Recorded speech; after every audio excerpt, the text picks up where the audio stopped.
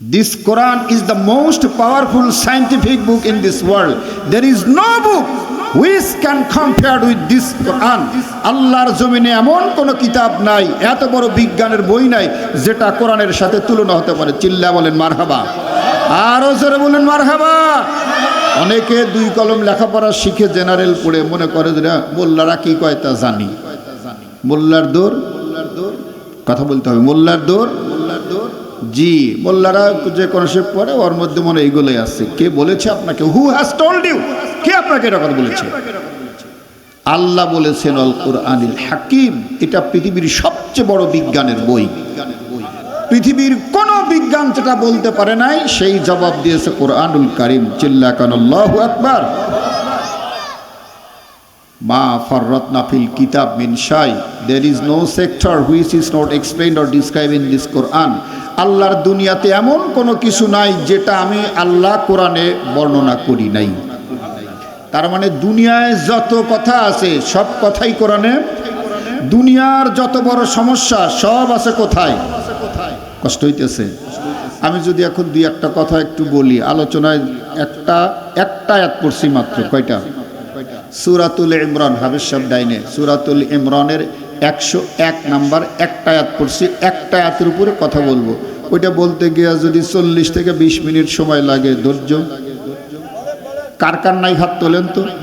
না চালাক আছে, আলহামদুলিল্লাহ, ফাইন। অনেকে তাও তোলে, বুঝছেন? যাক, আপনারা খুব সজাগ, বুঝতে পারলাম আলহামদুলিল্লাহ। যে কয়টা মানুষ আছে খুব একেবারে কি ঘষা ঘষা, তাই না?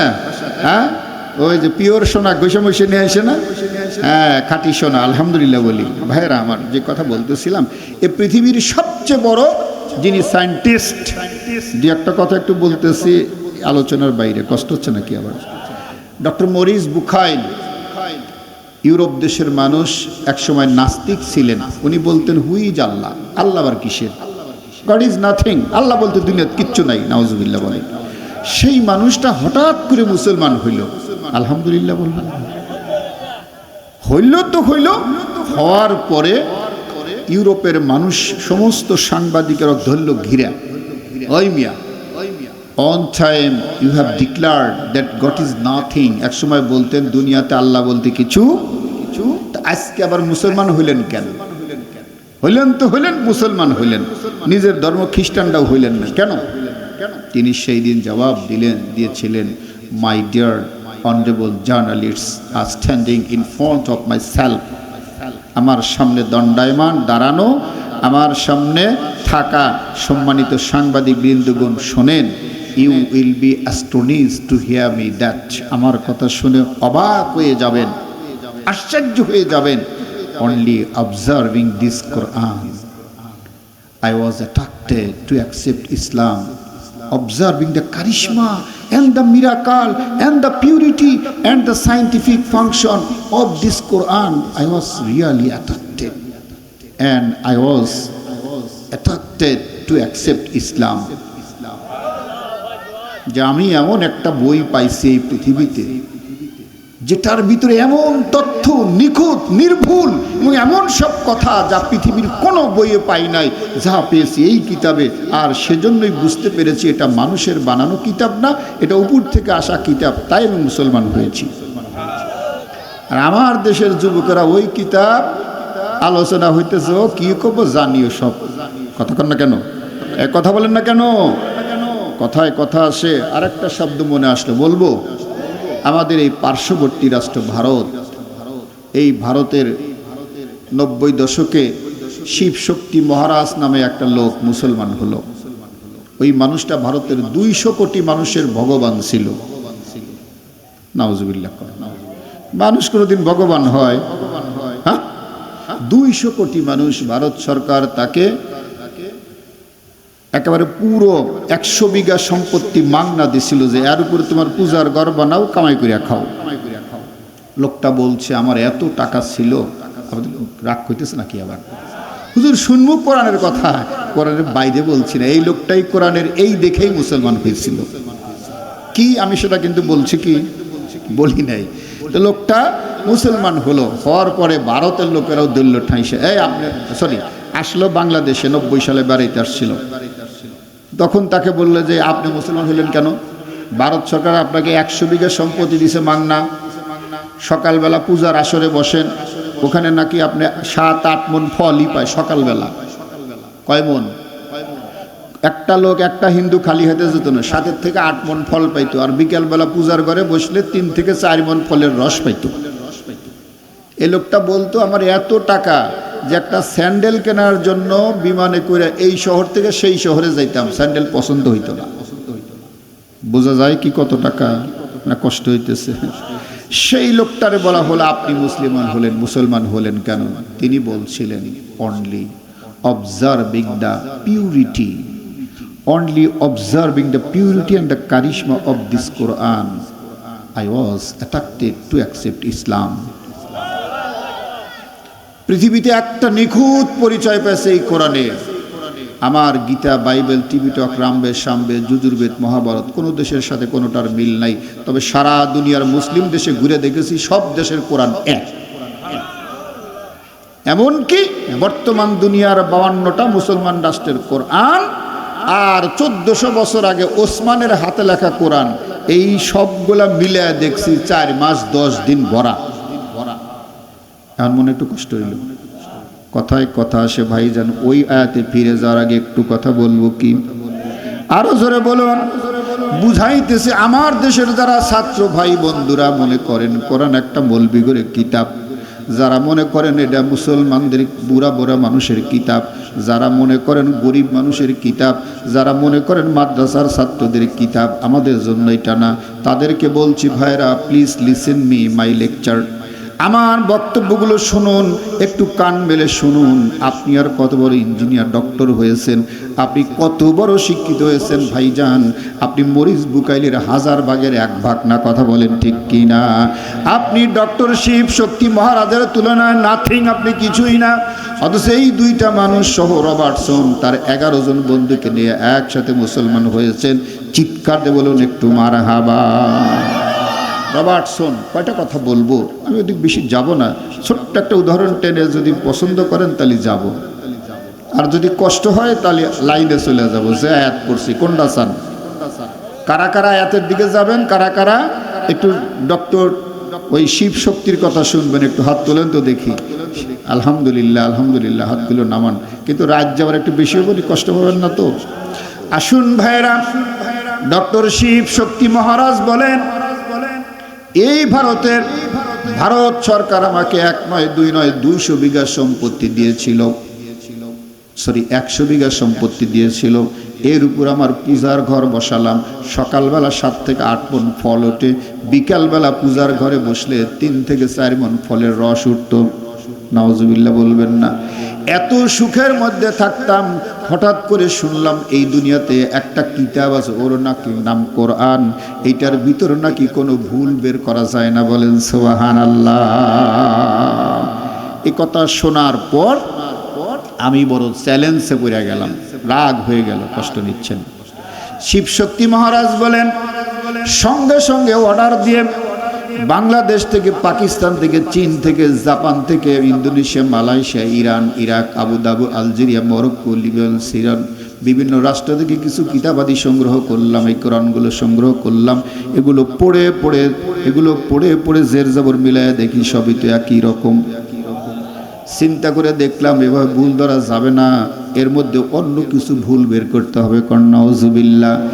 এরপরে তিনি বলেন আস্তে করে ভুলগুলো ধরার জন্য, তখন আরবি পড়া জানি না, আমি একটা ইংলিশ মিডিয়াম কোরআন হাতে নিলাম। এই কোরআনটা পড়তে গিয়া দেখি শুরুতেই লেখা যালিকাল কিতাবুল লা রাইবা ফি। এটা এমন একটা গ্রন্থ, এমন একটা বিদ্যা, এমন একটা বই যার ভিতর বিন্দু বিসর্গ কোনো ভুল নাই। কথাটা শুনে মাথা রাগ ধরে গেল। এত বড় একটা কিতাবের মধ্যে ভুল নাই, হাউ ইজ ইট পসিবল? কিভাবে এটা সম্ভব? আমি ভুল বের করবই। নাউজুবিল্লাহ বললেন না? এই কথা সিদ্ধান্ত নিলাম। আর একটা পৃষ্ঠা উল্টাইলাম, পড়তে গিয়া দেখি ওয়া ইন কুনতুম ফি রাইবিম মিম্মা নাযালনা আলা আবদিনা ফাতু বিসূরাতিম মিসলিহি। If you doubt about my holy Quran that I have sent down to you, by my prophet সাল্লাল্লাহু আলাইহি ওয়াসাল্লাম, আমার নবীর মাধ্যমে তোমাদের যেই কিতাবটা পাঠিয়ে দিয়েছি, যদি মনে করো এটা আমার পাঠানো কিতাব না, মানব রচিত কিতাব, তাহলে এর মতো একটা কিতাব বানাও দেখি। আমি বললাম বানান যাবে না কেন, এটা একটু সহজ কাজ, নাউজুবিল্লাহ। কিন্তু আবার যখন জানলাম আমেরিকাতে এই আয়াতটা যখন কম্পিউটারে দেওয়া হয়েছিল, সেই দিন কম্পিউটার বলে দিয়েছিল যে এই কিতাব যদি একটা দুনিয়ার মানুষ না, গোটা দুনিয়ার মানুষ সবাই মিলে বানাইতে চায়, কি পরিমাণ সময় লাগবে, how many time will be needed to make a Quran like this. এরকম একটা কোরআন যদি মানুষ বানাতে চায় কত বছর সময় লাগবে। আমেরিকার কম্পিউটার জবাব দিয়েছে, if the people of this world try hard and soul to make a holy Quran like this, the universe will be destroyed for several times, but nobody can make a holy Quran like this. চিল্লা বলুন আল্লাহু আকবার। সেই দিন computer আমেরিকায় জবাব খুঁজে পেয়েছে, তাম পৃথিবীর সমস্ত মানুষ মিলে যদি সবাই প্রাণপণ যদি চেষ্টা করে মরণ পর্যন্ত, তাহলে কয়েকবার কিয়ামত হয়ে যাবে। আল্লাহর কসম, এরকম একটা কোরআন তো দূরে থাক, একটা সূরাও তো দূরে থাক, সম্ভব না। একটা বাক্যও মানুষ কোনো দিন বানাতে পারবে না। বলি কি রে, কষ্ট হইতেছে নাকি আপনাদের? বুঝাইতেছিলাম ভাইয়ের আমার, এই লোকটা তারপরে বলল কোরআনের মতো কোরআন কেন বানানো যাবে না। আমি গোপনভাবে আমার জায়গা ছেড়ে দিয়ে মুসলমান বাচ্চাদের মতো ছোটবেলা থেকে আরবি পড়া শিখলাম। গোপনে গোপনে আরবি পড়া শিখে বর্তমান দুনিয়ার যেটা দাওরা হাদিস, কওমিয়া মাদ্রাসার বড় সিলেবাস, আলিয়া মাদ্রাসার টাইটেল ক্লাস, এরকম সব কিছু পড়াশোনা করলাম। গোপনে গোপনে পড়াশোনা শেষ, গ্রামার পড়া শিখলাম, আরবি ভাষার উপর পণ্ডিত হইলাম। এরপরে কোরআনুল কারিমটা নিয়ে এবার ভুল ধরার জন্য বসে গেলাম। কষ্ট হইতেছে ভাই, নাউজুবিল্লাহ। জোরে বললে পাপ হবে না সওয়াব হবে? সওয়াব হবে, সুবহানাল্লাহ বলেন। এরপরে লোকটা বলে এবার ভুল ধরার জন্য ইন্ডিয়া ছেড়ে গেলাম। কষ্ট হচ্ছে নাকি? ইন্ডিয়া ছেড়ে এবার গিন্নির কাছ থেকে বিদায় নিয়ে অনেক দিনের জন্য টাকা পয়সা খাবার দাবার ব্যাগপাতি গুছায় নিয়ে আমি চলে গেলাম ওই ব্রিটিশদের অক্সফোর্ড ক্যামব্রিজ যে জায়গায়, সবচেয়ে বড় ব্রিটিশ মিউজিয়াম যেখানে দুনিয়ার সব কিতাব পাওয়া যায়, ওই জায়গায় চলে গেলাম। ওখানে নামার পর এবার তিনি বলতেছেন, ওই জায়গায় যাওয়ার পর সারা দুনিয়ার মুসলমানদের বাছাই করা 52টা মুসলিম রাষ্ট্রের কোরআনগুলো এক জায়গায় করলাম। কত রাষ্ট্রে? 52টা মুসলমান রাষ্ট্রের কোরআন ডান দিকে রাখলাম আমি এরকম 26টা কোরআন, আর বাম দিকে রাখলাম 26টা কোরআন, আর মাঝখানে রাখলাম 1400 বছর আগের লেখা হযরত ওসমানের হাতের লেখা কোরআন। আমি দেখলাম কি যে এইবার মিলান যাবে, কারণ 1400 বছর আগের কোরআন আর আজকের কোরআন এক হবে না। কথা কন, ঠিক না? কিন্তু আশ্চর্য হয়ে গেলাম, এই কোরআনুল কারীম আমি যখন প্রথম পাতাটা পড়া শুরু করলাম, আলিফ লাম যালিকাল কিতাব, আলিফ লাম মিম যালিকাল কিতাবু লা রাইবা ফি, আমি 26টা রাষ্ট্রের কোরআন মিলাই, বাম পাশে 26টা রাষ্ট্রের কোরআন মিলাই, মাঝখানে 1400 বছর আগের হাতে লেখাটাও মিলায় দেখি, এইভাবে কাঁটায় কাঁটায় মিল, কোনো কম বেশি নাই। এরকমভাবে করতে করতে 4 মাস 10 দিন পর্যন্ত পড়লাম, সবগুলো পড়া শেষ হয়ে গেল। আল্লাহর কসম দেয়া বলছি, 52টা মুসলমান রাষ্ট্রের কোরআন আর 1400 বছর হাতের লেখা কোরআন সবগুলো কাটায় কাটায় 100 মাস। আমি তখন বুঝতে পারলাম এটাই সঠিক। আর আমার যেটা পড়ছি, ভারতের সাথে চায়নার মিল নাই, চায়নার সাথে জাপানের মিল নাই, জাপানের সাথে আবার যায়া আপনার কোরিয়ানের কোনো মিলই নাই। সুবহানাল্লাহ বলবেন। এরপরে তিনি কষ্ট নিচ্ছেন নাকি আপনারা? এরপর তিনি বলেন, মনের ভিতর একটা পরিবর্তন আসলো, নিশ্চয়ই ভুল পথে ছিলাম, এতদিন পর্যন্ত মানুষের সাথে চিটারি করে শুধু ফল আর মধু খাইছি। হ্যাঁ, এবার গিন্নিকে, তখন মোবাইলের যুগ ছিল না, 90 সালের কথা। কষ্ট নিচ্ছেন নাকি? এবার আমি টেলিফোন করলাম, my dear darling, very soon I am return to you, খুব তাড়াতাড়ি আমি তোমার কাছে চলে আসতেছি, রিসিপশন করার জন্য এয়ারপোর্টে চলে আসো। এয়ারপোর্টে চলে আসলাম। গিন্নি আমারে সাজগোজ করে বাড়িতে নিয়ে গেলেন। রাত্রিবেলা হরেক রকম খাবার দিলেন, কিন্তু একটাও ভিতরে ঢোকে না, ঢোকে না, ঢোকে না। চিল্লা বলেন সুবহানাল্লাহ। গিন্নি খাবারের জন্য পিড়াপিড়ি করে, আমার মন খেতে চায় না।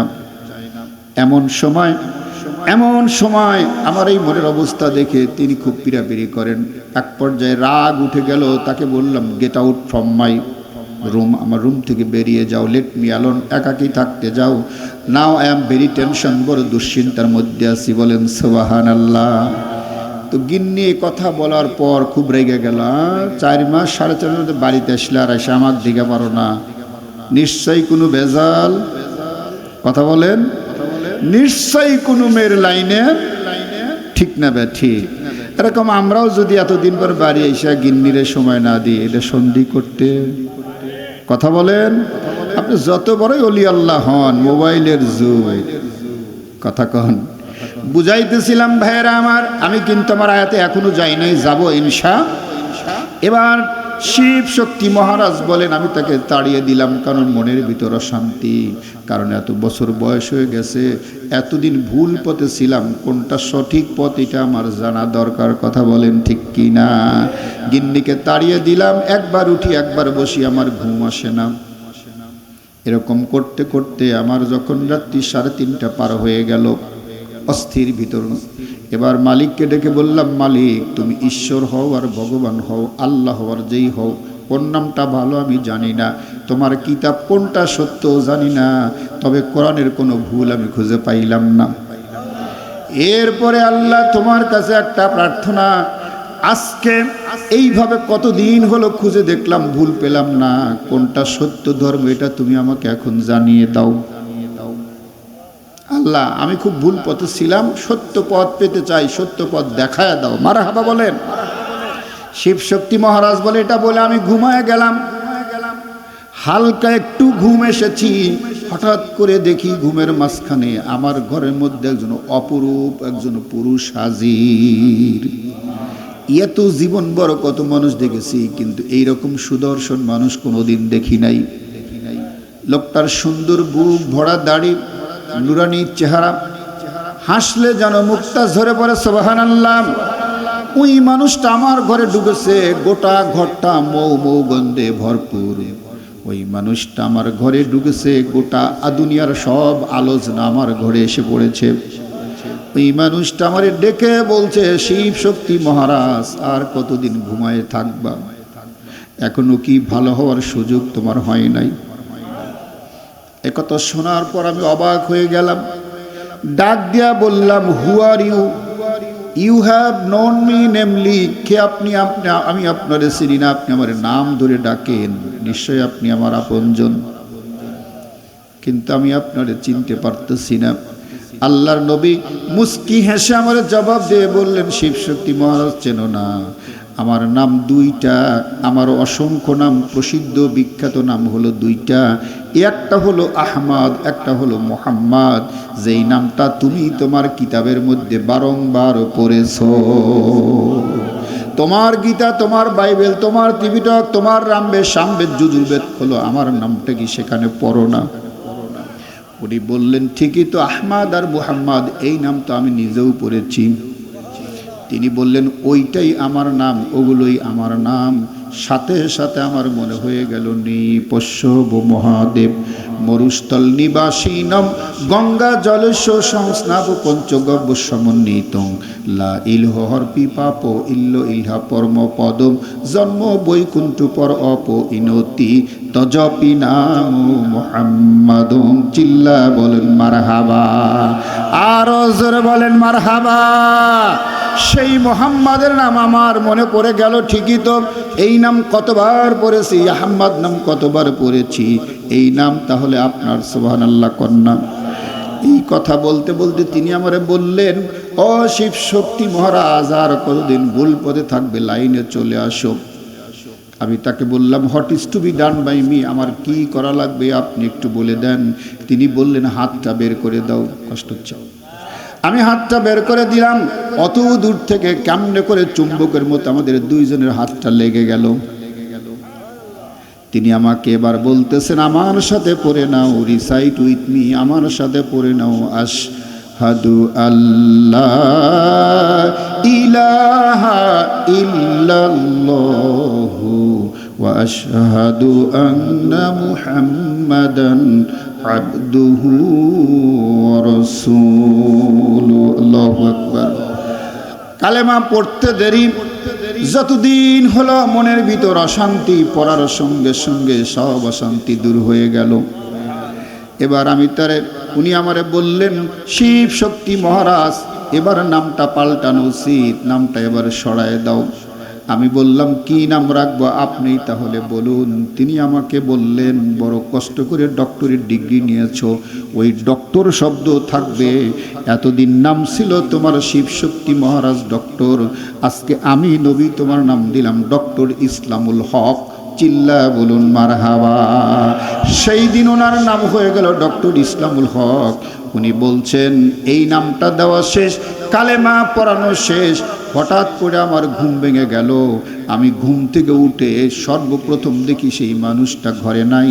ওনাকে ধরার জন্য কখন কপাট খুলেছি, বাইরে গিয়ে হাও মাও করে নবীরে খুঁজতেছি, নবী আমার নাই। আরো জোরে বলেন না, ও গো দয়ার নবীজি, কি দিয়া পাইব তোমার মন। মারহাবা বলেন। ও গো দয়ার নবীজি, কি দিয়া পাইব তোমার মন। চাই না কোনো গাড়ি বাড়ি, চাই না কোনো গাড়ি বাড়ি, চাই কেবলি তোমার মন। কি দিয়া পাইব অবুঝ মন। ও গো দয়ার নবীজি, কি দিয়া পাইব তোমার মন। আমিন বলেন। বুঝাইতেছিলাম, তিনি বলেন তিনি আর নাই। কোন দিকে গেলেন, কিভাবে শেষ হয়ে গেল স্বপ্ন। এবার তিনি বলেন, আবার ঘুরে এসে বিছনায় শুইলাম, কেমন করে সেই মোহাম্মদকে পাবো। মনের ভিতরে তোলপাড়, চিল্লা কন্যা সুবহানাল্লাহ। আল্লাহু আকবার বলেন। হায়, মোহাম্মদের সেই উম্মত আমরা বুঝি না, ঠিক না বে ঠিক? জোরে বলেন। মক্কায় জন্মদিনের নবী,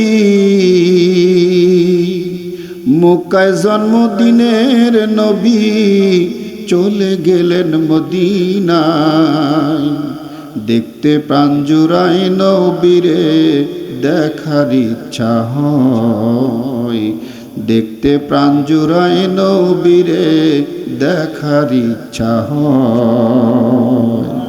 হয়তো মনে চাইতো। জোরে বলেন। আমি হইতাম যদি মদিনার মাটি,